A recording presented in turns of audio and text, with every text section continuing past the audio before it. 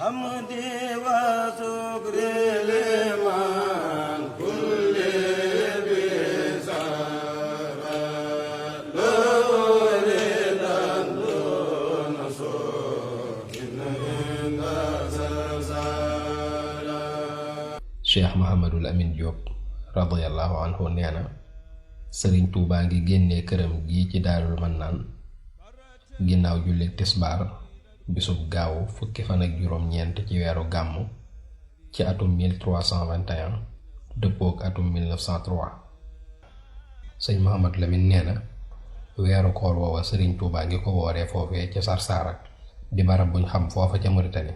mbooloo mu bari fekk nañ ko fa, ñenn ñi di jaayante ak moom, rawatina nag ñi nga xam ne ñooy waa Bani Daymaan di awlaadu Baydaa ku mel ne Abdullah ak i mbokkam. ci ñoom ñooñu ci la Sëriñ Tuubaa di waxe bayit yi naan xamdi wa shukri liman kulli bihi saara lahu ridan duuna suxtin inda Sarsara.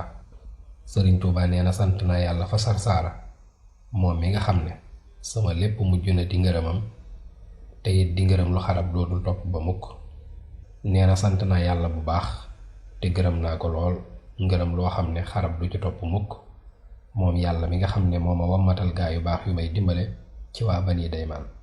nee na yàlla de moo moom sama lépp, rawatina ba ma nekkee ca teeni teraanga yooyee nga xam ne bàyyikoo naa fa te ñu bari siyaare nañ ma fa. sëriñ bi nee na ñi ñëwoon Sarsara ngir siyaar si ma de ñoom ñépp tàqalikoo nañ ak bàkkaar. Sëriñ Tuubaa nee na foofee ca Sarsara fa la ko rasulullahi sallallahu alayhi wa sallam fekkoon jox ko wérdam wi di wérdu maaxuus ci dudul ay nelaw.